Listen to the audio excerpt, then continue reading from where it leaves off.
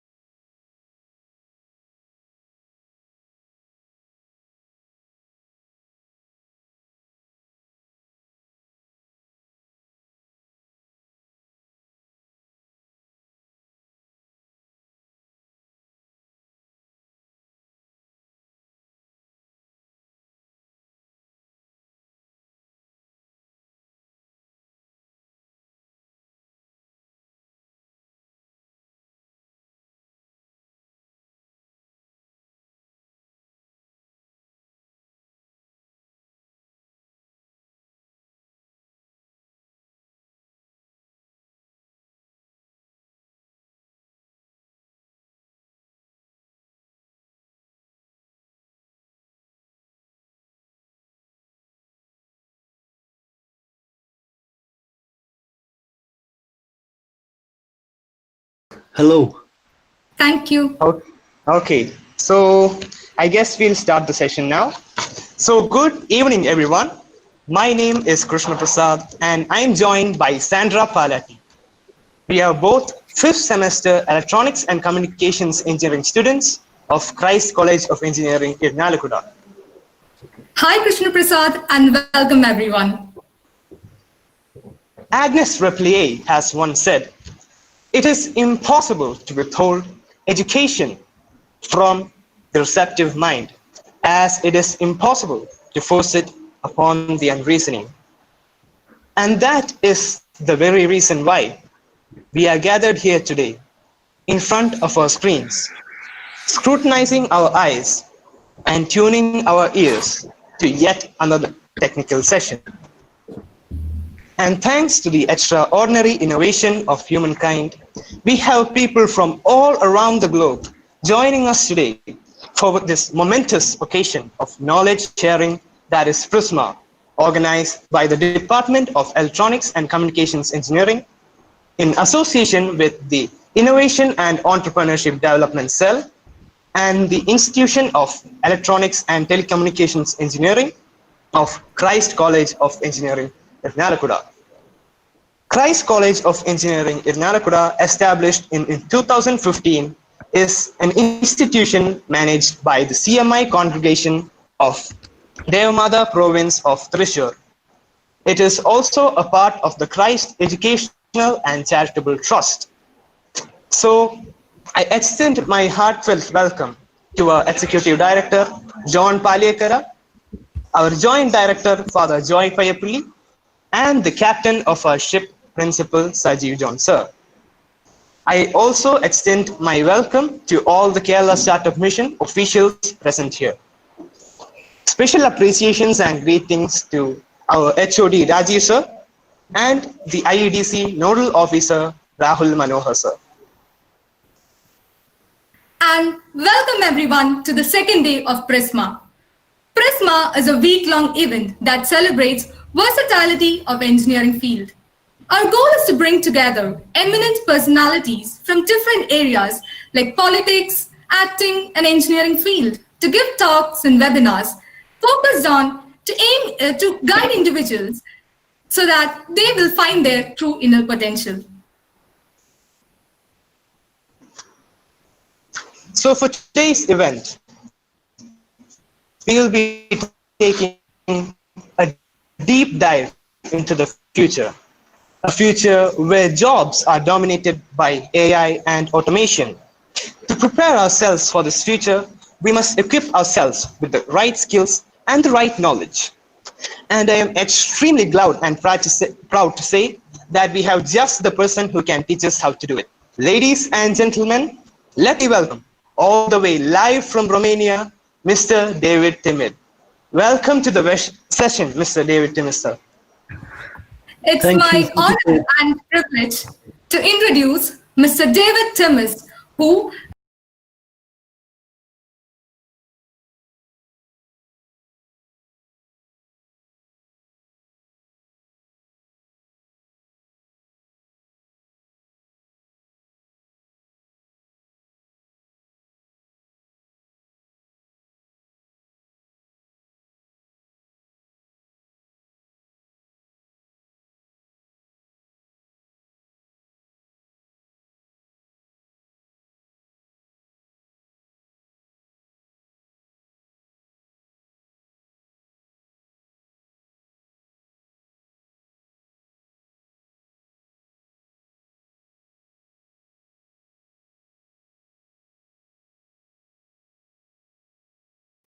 please feel free to raise them in the chat box. We were discussing them in the last 10 minutes of the session. And the question of feedback will be in the chat box. As the same detail.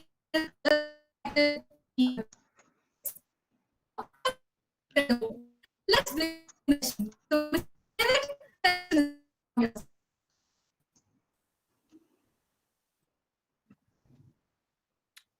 Mr. David, can you hear me? Yeah, I can hear you. I didn't hear the last part you said very well. I'm not sure if I'm the only one, but I hope you can hear me. Can you guys hear me? Yeah, okay. Okay, sir. So, yes, I guess Sandra has some connectivity issues. So, as Sandra said, all participants, please keep your microphones muted and your videos turned off. You can leave your questions in the chat box. They will be attended to in the last 20 minutes of the session. Now, without further ado, let's start the session. So, Mr. David, the session is all yours. Cool, thank you very much. So I'll share my screen now with everybody so you can see what I see. Please let me know. Yeah, your screen is visible, sir. Okay, perfect. So today we'll speak briefly about the future of skills in the age of automation. I want to leave a lot of room for discussion and want to go fairly quickly through these slides because their goal or their purpose is to create a debate amongst you guys. So I don't want to spend too much time into the technicalities, so to say, but just to give you a quick overview of what's the current discussion around the topic of future of skills and also job automation. So I'll start by presenting you a bit the state of play of how things look like, especially with the focus on Europe, since this is where I'm based and this is where my interest is. But as well, you know, the insights I'm sharing you here are relevant pretty much anywhere in the world. So when it comes to key trends in the jobs area, we have a few, I would say, fairly scary trends for Europeans at least. We see that, you know, 22% of jobs in Europe are at risk of automation, which is almost 51 million jobs. It might be, let's say, a small number for a country like India, which has much more people than we have in Europe. We have a population of around 350 million. But for us, given this population, this is a pretty big percentage. Also, an issue is regards to the jobs that are at risk because of the COVID-19 crisis, which has unfortunately impacted you know, the world itself, not just Europe. India as well has, as you know probably better than I have, has suffered quite a lot because of the crisis. And again, people working in various jobs have been fairly affected. 26% actually in Europe have had some sort of disruption caused by the COVID-19 crisis. When we look at this very interesting graph provided by McKinsey and Company, a very recent one concerning the future of work, what's I think more worrying is that the two numbers I've showed you previously, 51 million jobs at risk of automation in Europe, 59 at risk of COVID. However, 24 million jobs are at risk of both. So imagine somebody working in the factory, he or she is affected by automation because probably the factory owner already was thinking before COVID to use robots instead of employing a person. But then now that COVID came, that person is also affected by the physical proximity issues that COVID has raised, meaning that it's easier for that warehouse or factory owner to say, now it's the time to replace that person with a robot because that person cannot actually go to the warehouse or factory because it's a health hazard. So COVID-19 has actually allowed many such business owners, such factory or warehouse owners in particular, fire people over the past few months because, so to say, and for good reasons in a sense, there's a health situation, there's a health risk involved. So now it's the time to push robots through. So these are the 24 million people, at least in Europe, that are at an increased amount of risk because of both automation and COVID-19. If we look now at exactly what sort of jobs are most at risk, and this is again focused on Europe but relevant across the world, because I'm sure you would have a similar experience in India as well. So because of COVID and automation, especially jobs in wholesale and retail have been tremendously impacted. And this is obviously because they have been closed. Many businesses have been closed because of COVID.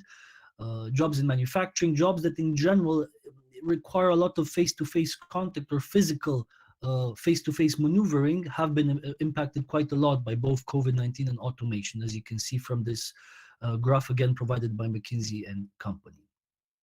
On the other side of the debate, there's jobs in arts and education which have been less impacted by the crisis because obviously they involve a different sort of skills, more emotional and social skills, as you'll see in the graph in a second. So these are the jobs most at risk of being displaced by COVID-19 and automation.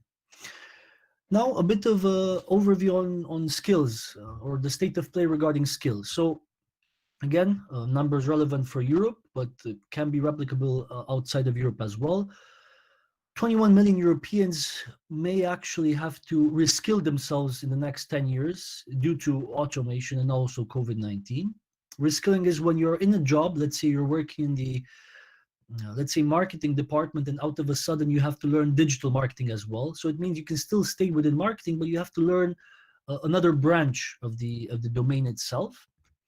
But what's even more worrying is that 90 million people might be upskilled, which means by upskilling in this case, I mean actually, apologies for this. This is upskilling is actually when you're in the same department, marketing, and you just qualify or upskill to be a digital marketer.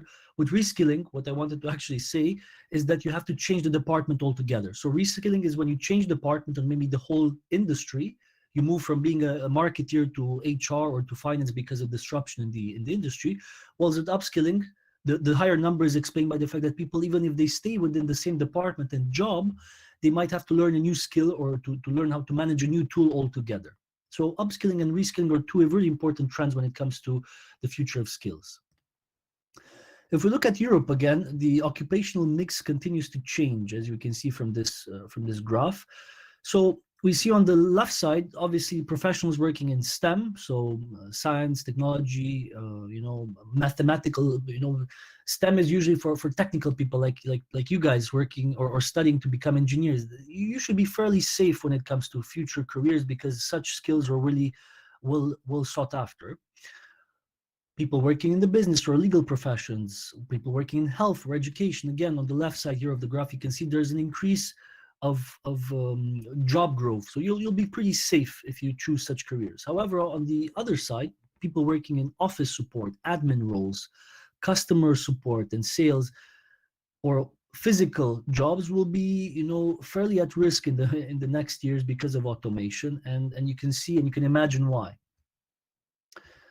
When it comes to the explanation, let's say, of this occupational shift that has been caused even before the pandemic by artificial intelligence, which is powering automation across the world, we can see that the most sought after skills in the next 10 years will be social and emotional skills as well as technological skills. So it's going to be a combination of the two. Whilst on the other side, physical and manual skills will be decreasing by 14%. Same with basic cognitive skills needed, for instance, in admin work, clerical work, as a secretary, for instance. It will be less needed in the future.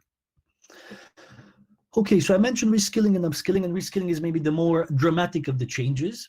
So I'm going to give you a few more insights on what's happening when it comes to reskilling in Europe and the world.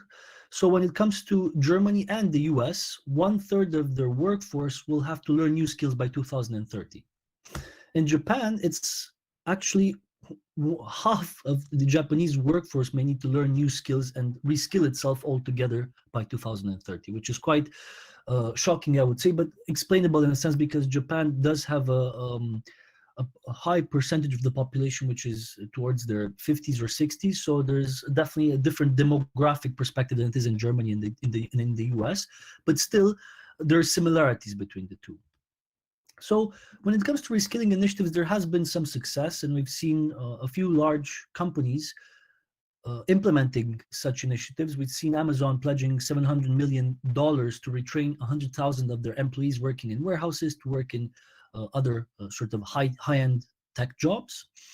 JP Morgan Chase, the bank, has made also a huge commitment to develop technical skills in high demand amongst its staff. And last but not least, Walmart has recently made also a $2 billion investment in improving their employees' wages and training programs. So there has been initiatives from the private sector, especially on coming to sort of overcome the challenge of automation or to improve the odds stacked, which are unfortunately stacked against some of their employees, to overcome some of these hurdles brought by automation. When it comes to the COVID-19 crisis, also there have been some interesting reskilling initiatives. When it comes to apparel manufacturing, Brooks Brothers and New Balance, two large fashion manufacturers, have started producing surgical masks. Car manufacturers like Tesla or Ford have retooled their factories to produce ventilators, again, to help hospitals in need in the US and abroad. And finally, Bank of America has converted 3,000 employees into positions needed to fill consumers and businesses that were calling them frantically, obviously, over the past few months because of the crisis. So they literally took people who are not usually doing calls and doing sort of customer support to do this now also to help the customer support team respond to all the queries. So what is this future of skills that we want to talk about in the next minutes and discuss together? So in my view, and others would agree based on the reports I've read from McKinsey, PwC, and other large companies, but also governments, there are three job clusters or skills clusters, sorry, that I would recommend to look at when you work on your personal and professional development. So first of all, you have to develop people skills. And there are more than the four I mentioned here, but these are the 4 C's, or the 4 critical ones, as I like to call them: creativity, collaboration, communication, and critical thinking.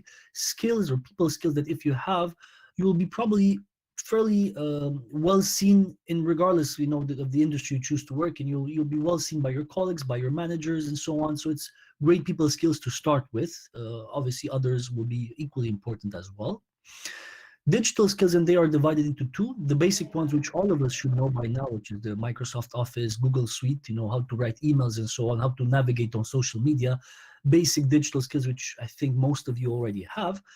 And then for some who have a proficiency on numbers, statistics, math in general, they might want to go into data science or AI and machine learning, which are the advanced digital skills, which are not for everybody, but again, it's good to have at least an awareness of how they function.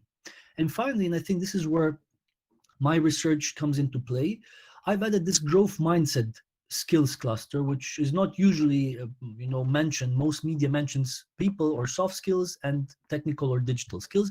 I also added the growth mindset skills, which are particularly important for periods of transitions in your life or pandemics, which makes us think about our priorities very differently and make challenges to adapt in different ways. So some of these key skills would be flexibility, adaptability, resilience, and grit. And I think flexibility and adaptability are very straightforward. What would be important to define is resilience and grit.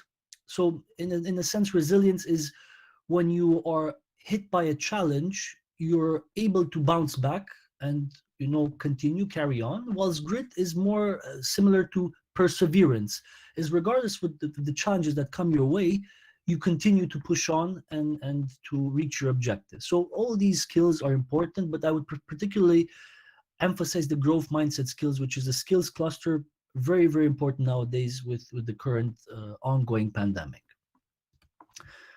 And I'm going to stop as promised, and it's a 15-minute presentation, more or less, 15-20 minutes, with a few resources, which anyways will be shared with you by the organizers, I think, afterwards. You're more than welcome also to take a note of them now.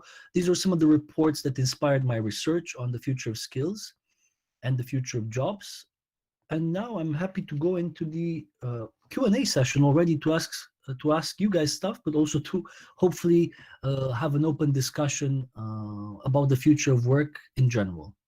So please fire away on the chat. I'm gonna close now my screen so you can hopefully see me when I answer your questions.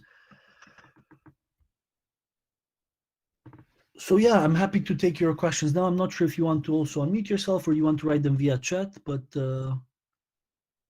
happy to go with whatever you prefer.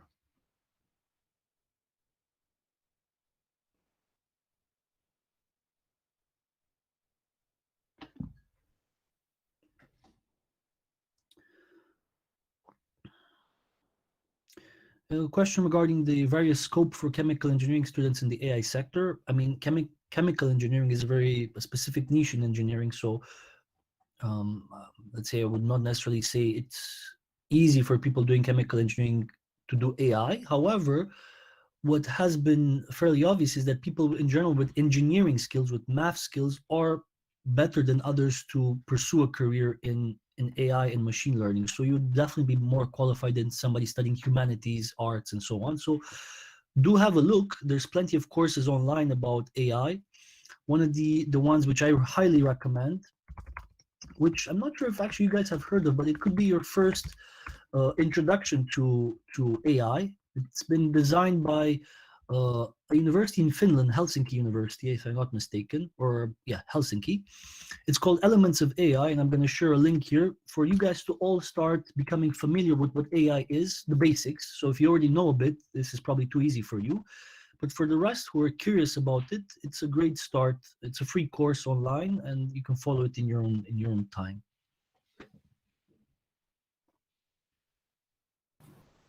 Thank you.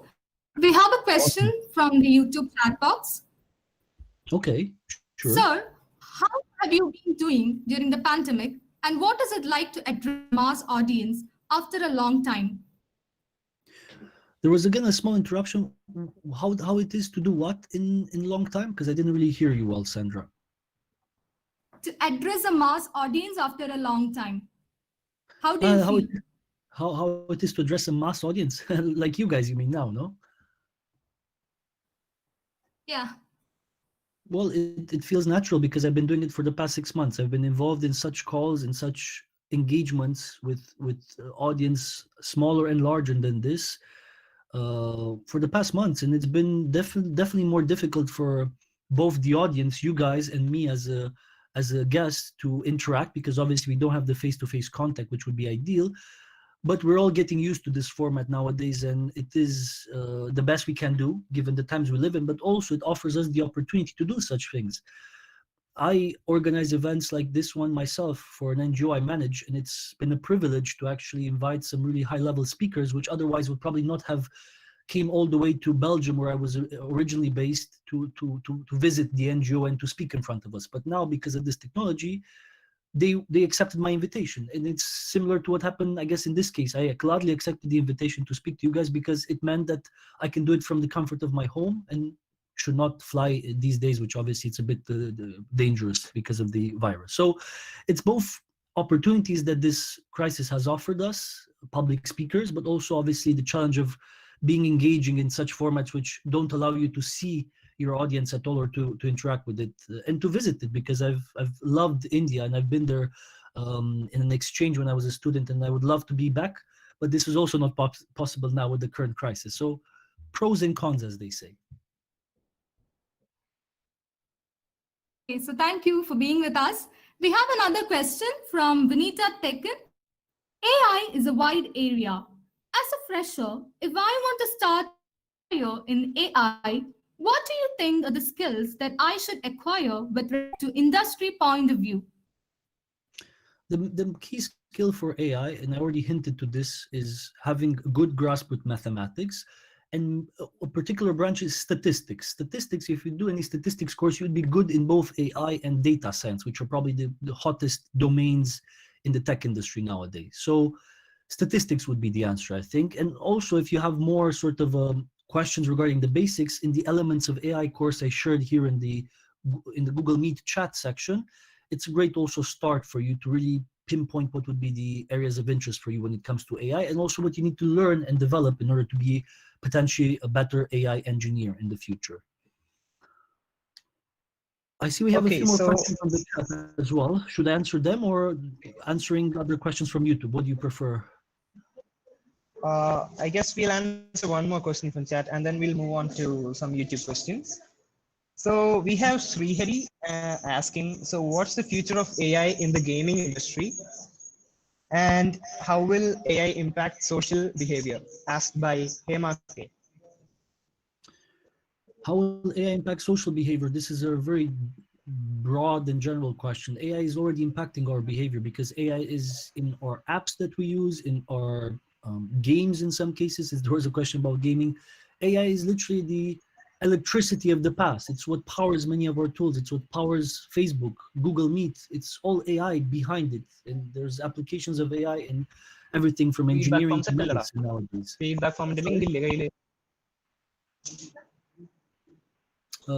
Was there another question? Sorry. No, sir. Okay, you can continue. So you may continue. Okay. So the other question was, I think, regarding gaming, but I don't see it in front of me. So can you repeat the question regarding gaming? Okay, so the question regarding gaming was, how will AI impact the gaming industry? I mean, I'm not a gamer myself these days, but it's already impacting, as I said, all technologies, because every technology we use, from an app to a game, has AI embedded in it in most cases. So in the future, I would expect, as I said, even for people working in engineering and constructions, to start to be more familiar and aware of what AI is. I watched yesterday a talk from one of the people I look up to, the co-founder of DeepMind, which is now owned by Google, And he was saying, as others have also said in the past, that AI is the new fire. It's a tool which will probably change everything, as fire did when it was discovered thousands of years ago. So that's how I think we should all see AI, as a tool which can be used for good or for less positive outcomes, depending on who's using it, I think. Other Okay, questions? So we have another. we'll be moving on to the YouTube questions now. We have a question from Aldrin Verghese in YouTube. What is going to happen to the structure of organizations when artificial intelligence becomes a norm? Will the nature of compensation also change? The notion of compensation, not sure. I mean, it will change in the sense that if you're gonna have a robot doing the same job as a human cheaper, it will change the nature of compensation by actually the company firing that person and hiring, let's say, the robot. So it will make compensation equal to zero for that person. But what will happen also potentially is that maybe companies will be faced with a tax on robots. This is something discussed in the US in terms of policy, that if you want to replace a human with a robot, you might have to pay an extra tax, which might make the proposal less appealing for that company. So even if it's apparently cheaper to just have a robot do the job, if you put the tax on top, it might be still cheaper to use the human and have a human employee doing it. So it really depends. But I guess it will impact wages in the sense that, again, it will disrupt some jobs and will make people unemployed in some areas, in some industries. But otherwise, it will impact positively jobs in which people know how to use AI, because these jobs will be probably the best paid jobs of AI engineers or product managers managing AI teams. So yes, it will impact wages in tremendous ways, I think. Thank you. So we have another question from Mr. Rajiv TR. We talk about Industry 4.0. Do you feel that it will be mandatory for every student coming out to learn AI? Not to learn AI, but to learn the basic digital skills I already mentioned, which is Office, Google Suite, and all these basic digital skills we need. And maybe, and this is a big maybe, for all students to go through a course like the Elements of the AI course I shared with you here, because this is a really basic course that just teaches you what AI means. So yes, this might be compulsory, and I think it would be great to be compulsory for anybody in studies, in schools, because again, the way we see AI being used now to write articles, to help journalists, or to help write pieces of music, so it can be relevant in humanities as well. So I would not necessarily neglect the future in which you're studying music and you have one class per week in which for an hour somebody teaches you about AI, or you follow on an online course about what does AI do and how can it be used in your field of music to create works of art. So yeah, I think it would be a great thing to have this across domains and disciplines. Yes, definitely. AI will definitely be a useful skill in all the fields.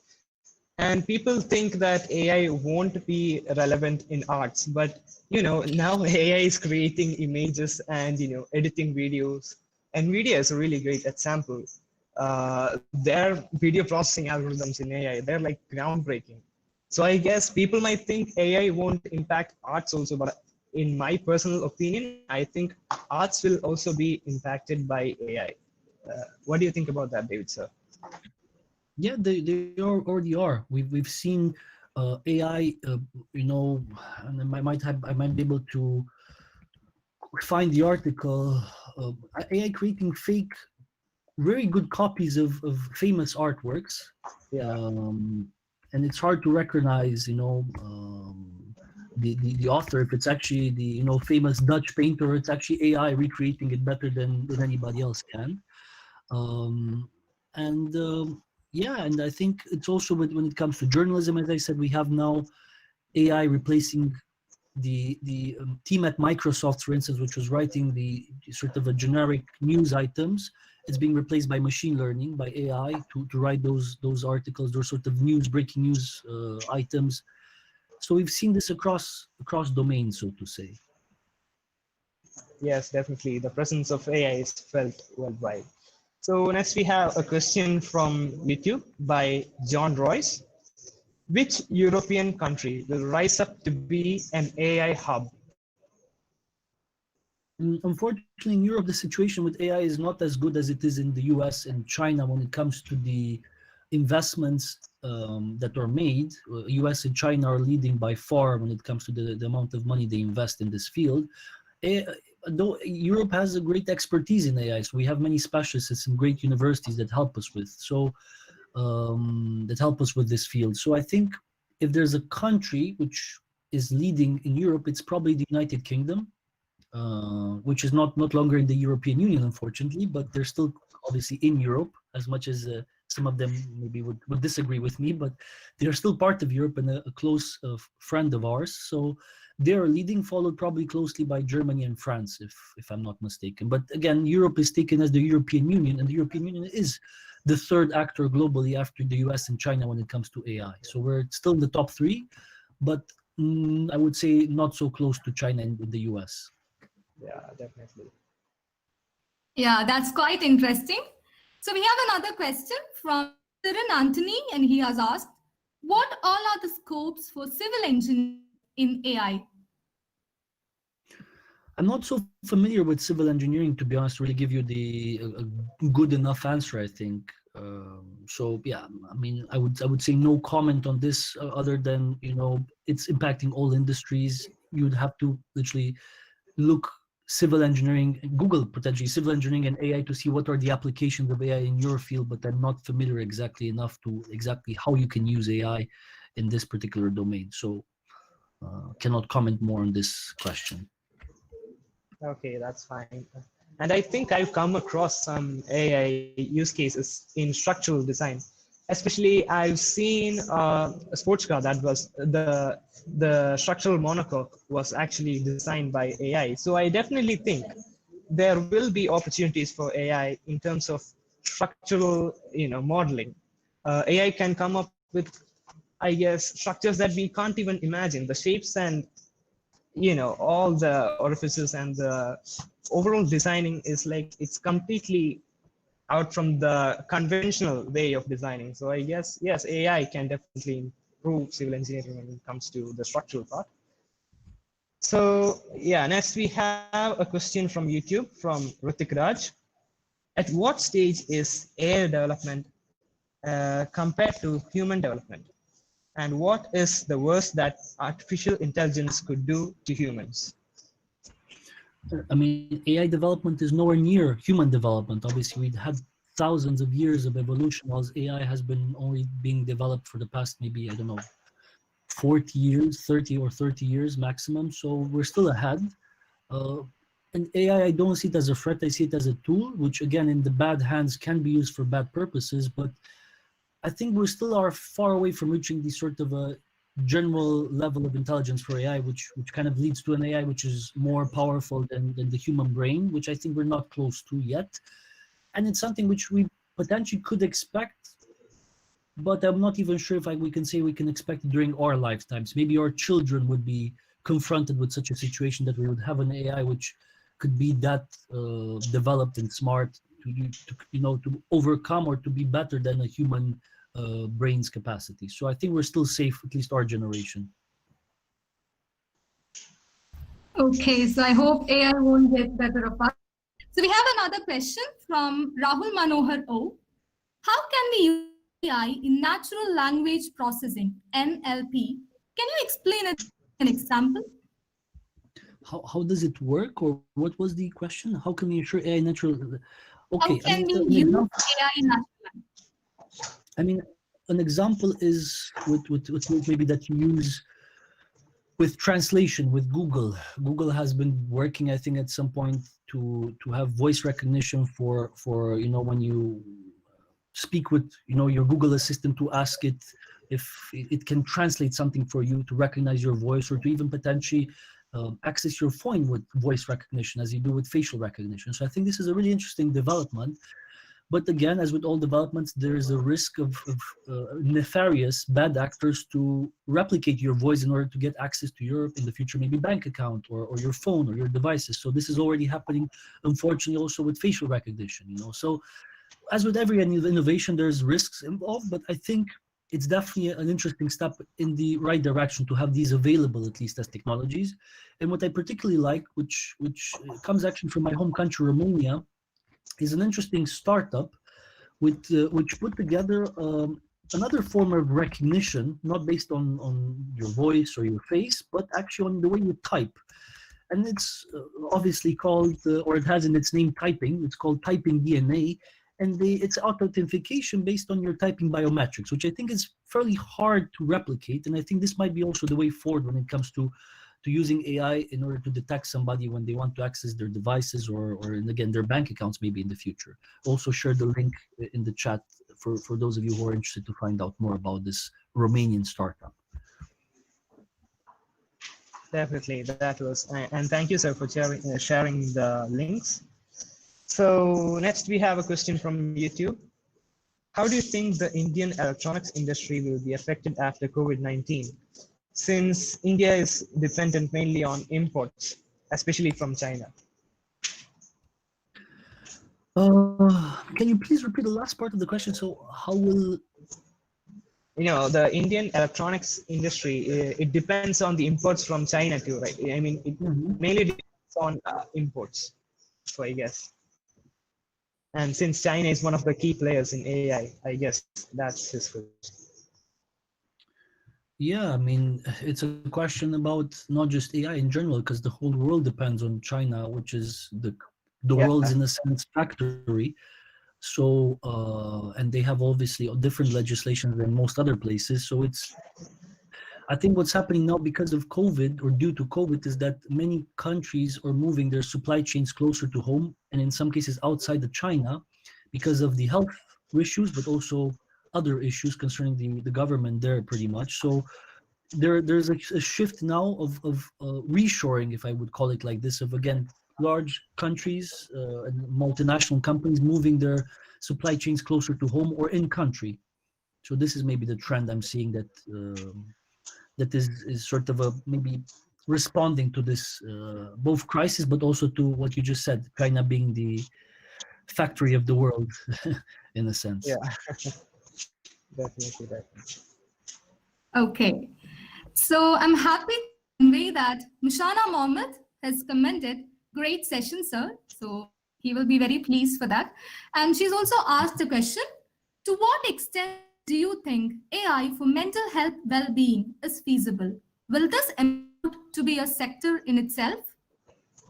I think that's a great question, because so far AI has been used by especially social media networks, as some of you maybe have heard. Social Dilemma, the movie recently showcased on Netflix, it kind of shows how many of the AI developments within social networks have been used to kind of keep our attention glued to the devices and to social media networks. So hasn't been necessarily used for the best of purposes, but it can definitely be used also for improving our mental health. And I think these are tools which are already implemented. And I think even Google, I think when I was working at Google, we had this sort of a digital well-being reminders, for you to log off and for you to sort of dim down your light on your phone when it's dark and you're already still on the phone working. So I think AI can be used for improvement of mental health issues, and I think it's, in general, mental health is a huge opportunity for people to get involved in this, because I think one of the biggest risks of the pandemic, it's not the economic risk, it's the mental health issues that will come, and we will only see their impact maybe in a few years. So yeah, if you're interested in this, I think definitely it's worth pursuing the impact that AI can have in improving the state of our mental health in India and globally, I think. Yes, definitely. Mental health is really an issue that we have to take care, especially in the COVID-19 times, since people are self-isolating and they don't really have much personal contact. So there will be mental issues developing from this, and I think AI can be a great solution to this. So next we have a question on Google Meet by Joseph. So I had a question. would learning AI and DS increase our chances for getting into high-paying as well as stable jobs? Learning AI, as I said, is a pretty great way to ensure your future career, pretty much, because it's becoming more and more imbued and used in all companies and organizations, and it's a great skill to have. And it's the world is looking for having more AI experts and data analysts. So definitely, it's a great career to pursue if you have a passion for it. Because if you don't have a passion for it, I would not force it, in a sense that, you know, if you're not passionate about something, you're learning it, and all of you, I'm sure you're capable to learn the basics of AI. But if you're not passionate, there's always going to be somebody better, and there's always going to be somebody who's doing it with passion and with ease because of it. So try it, see if you like it. But if you cannot really get into it, I would not choose it as a career, but just something to be aware of and know the basics of, and leave it for people who are really interested in, basically. So I would not do it just for the, you know, money and for the security it offers, but I would do it if you really enjoy programming, and if you really enjoy working with numbers and statistics. As I said, I think these are prerequisites if you want to work in AI. So you need passion to work with, love and lot of enjoyment. And next we have a question from Matthew Francis. How will AI affect mechanical engineering field? I think this was already asked, the chemical engineering question, I think. So Yeah, I can somewhat skip similar. Yeah. We'll go to another question. Yeah, please do. Malavika Vishwanath has asked, sir, I would like to know about, sir, if I want to establish a startup in the field of AI, what would be the major steps to follow or guidelines that I should look into? This is more regarding entrepreneurship in general, not just AI. I mean, you first need to have, obviously, a great idea, but also a great team behind you. Most startups, it's at least two people involved. It's rarely just one person doing it, even initially. So it's, regardless if it's AI or anything else, the tips I'm just sharing, and the tips I've just shared, are relevant for all industries and all sorts of startups.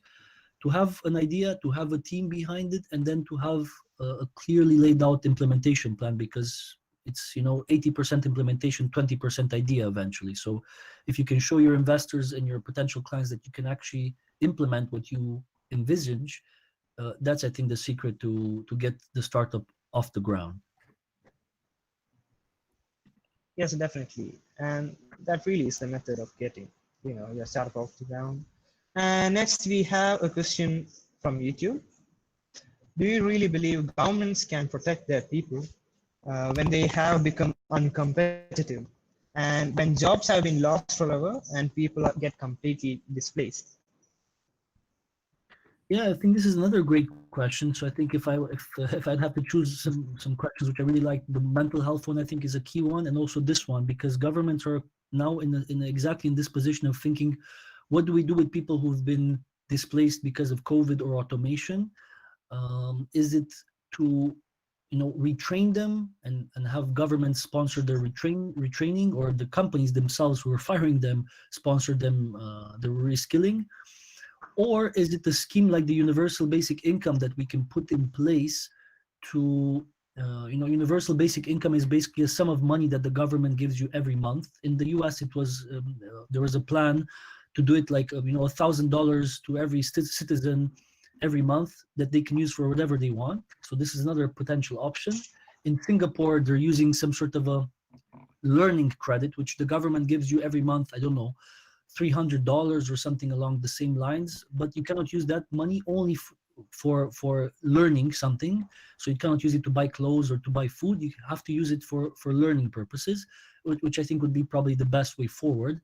But yeah, I think governments around the world have to take now a tough decision of what to do with the people who are being displaced from their jobs because of automation, how to reskill them quickly enough, and for those who are not reskilled quickly enough, what to do, because there's huge health and mental health issues at stake if you don't help them become again employed, or at least be in education to learn some new skill. So a great question, but nobody has yet an answer. So I just provided you with a few options that some states are taking. Yes, definitely. The society would need rethinking as a whole, if such a situation arises. Correct. Definitely. So Joseph Sam asked, what do you think are the primary basic topics on AI a mechanical engineering student should be having in his college syllabus, or which should be included in his syllabus? I think I would refer this gentleman or lady, I'm not sure if you mentioned the name, to the Elements of AI course I mentioned, because I would not go into the details of it now, but Elements of AI literally takes you from zero, when you don't know anything about AI, to the sort of basic syllabus, as you were suggesting in the question, you need to know in order to get the basics. So the Elements of AI course, I shared the link already, is your starting place to learn about the syllabus that ideally would be in all universities at some point. Definitely, definitely. And next we have a question from YouTube by Rutik Raj. With the advancement of AI, can it replace even the highly skilled workforce? As I read somewhere that by 2080, AI is going to take up most of the sectors. I don't think there's a risk, as I said, within our lifetime to be completely replaced by smart, intelligent machines or software. The people who are at risk will still be the same people, unfortunately, who are working in factories and warehouses, people working physical jobs, people working in admin roles, customer support, call centers. These people, and you might know people in these fields, they might be at risk for sure. But I would not see in the near future, at least, even until 2080, so within our lifetimes, to have all of us replaced by automation. I don't think this is going to be the case at all in our lifetimes, at least. Yes, that's quite reassuring to hear that we won't be having to fear such a sort of replacement within our lifetimes. As long as you choose the right career. As I said, there are some careers which you choose now. I mean, obviously, if you want to become there's plenty of call centers in India. If you want to work in a call center, for some reason, you might need the money. You have to think of it as just a step in your sort of young career, not something you do for life, because in the near future, these sort of jobs might be displaced by a software who receives the calls and answers the client. So this is something to keep in mind when you choose a career, for sure. Which careers are more likely to be automated and which careers are not, basically. Yes, definitely. Continuing this question, we have one more from the Meet too. Philip George is asked, when do you think we will achieve AI singularity? Yeah, it's a good question. Again, it's hard for me to answer because, as I said, I don't believe it's going to be within our lifetime. And I think singularity, so when we have an artificial intelligence that is smarter than a human, definitely not in our lifetime. That's what all I can see. I don't know afterwards. So I don't know after 2080, which is, let's say, our lifetime. I hope I'm going to live another 50 years at least. So yeah, so within these 50 years, I don't think anything like that will happen. But at the same time, technology does advance faster. And if you know Moore's law is, the way technology advances, the numbers of transistors on the microchip, they say that it doubles every 2.5 years. With AI, it doubles every 6 to 10 months. So the technology does advance very fast, but even so, I don't think within our lifetimes we'll see any singularity as the person asking the question potentially suggested. And some experts still believe this, so I'm one of the people who doesn't believe it, but some people like Ray Kurzweil, who's a really famous futurist, say that singularity will happen within the next 50 or 60 years. So different opinions, I would say. The singularity is definitely a polarizing topic. And I think, we have to form our own opinions on that. So next we have a question from YouTube by Anita. How would AI impact the current climate change situation? Doesn't technology have its consequences? What is your opinion on the matter? Yes, I think one of the best examples of how AI can actually improve our chances of reversing the climate, the global warming process we're unfortunately in, is coming from the tech sector. Tech companies like Google, now also Amazon and others, have invested a lot in becoming more green and eco-friendly. And one of their best ways to do this was by investing in using AI to make their data centers, which consume a lot of energy. Data centers are probably one of the, in terms of buildings, the largest consumers of energy, of electricity, and so on. So they managed to to use wind power, solar power to power these data centers, and so use renewable energy, which replaces the energy used before, which was damaging the environment. So I think it's a huge potential in using AI for improving or reversing climate change to a degree and improving our sustainability practices. And tech companies, I think, should lead the way in this practice because they have both in terms of the finances, but also in terms of the technological capacity to improve dramatically, sustainability across sectors, not just in the tech industry. Yeah. Okay. Next, we have an interesting question from Amal KS. If an AI replaces you for in the future and say it has unknown audience, do you think AI becomes smart enough to look at the official expression of the audience and manipulate and close a business deal? AI is becoming smarter and smarter. I don't think it's smart enough now to recognize well enough facial expressions. It can, but not in a live scenario in which these expressions are moving very fast. Maybe, we've heard about, maybe some of you, deep fakes, in which AI is used to create a deep video, a deep fake video of a politician or a famous person.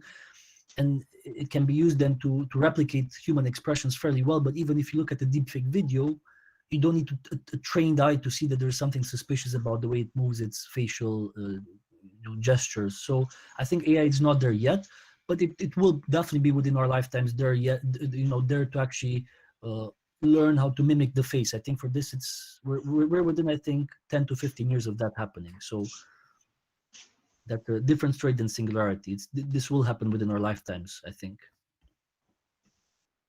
Yeah, definitely. So next we have a question from YouTube from Elena. Can you suggest about the scope and the importance of AI during the post-pandemic period?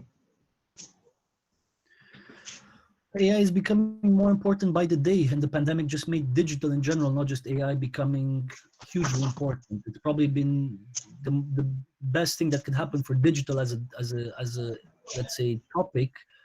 The pandemic made everybody work remotely, study remotely, so it really gave a lot of more power and impetus to digital and to AI implicitly to be used across sectors to improve things. So it's going to be just 10 times more important, I think, after the pandemic as it was before, I think. And more people will realize how important AI is in digital in general in the coming years. Yes, definitely. And, AI as a whole topic, it will definitely be of great importance, and the COVID-19 has only increased its importance. So I guess we are coming to the end of the session due to time constraints. So those who still have any more queries, you can contact Mr. David through his LinkedIn account. Is that okay, Mr. David? Yeah, sure. If there's any pressing questions, I'm happy to answer whenever I will have a bit of time. So happy to do so, yeah. Yes, definitely. Thank you, sir. Thank you so much for that. May you also share with me the YouTube link, because I'm curious to see, also what were the other questions there and what to look at it after the session as well.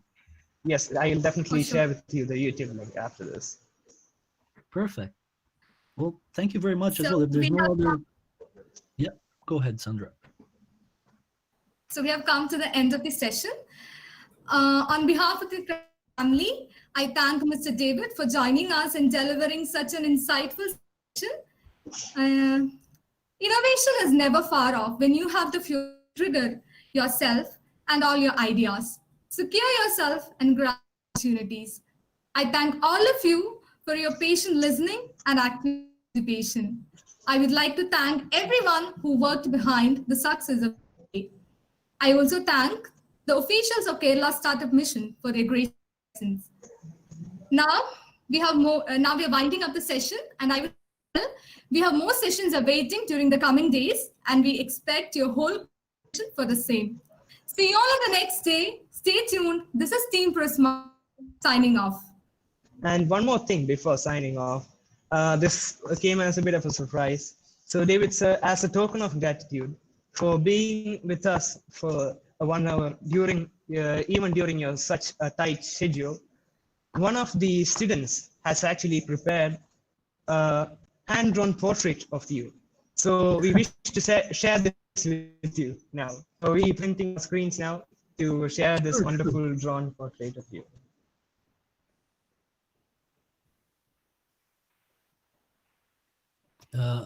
We hope you liked it. Yeah, sure. They will share their screens, or how will we? Yeah, okay. The screen will be shared soon, sir. Oh, so it's a digital portrait. Very nice.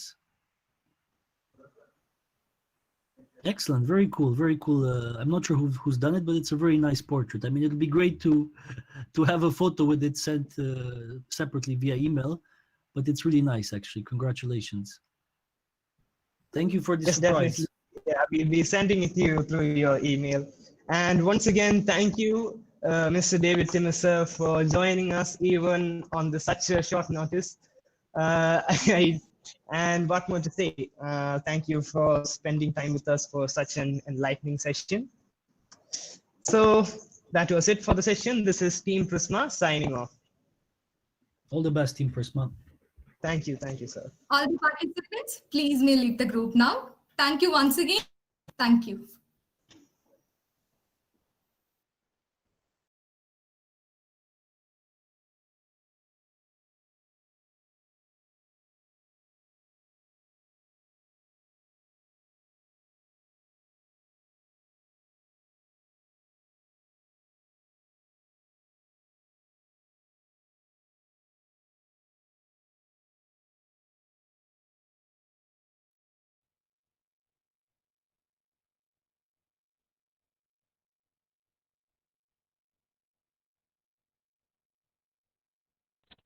So guys, congrats. That was a nice show.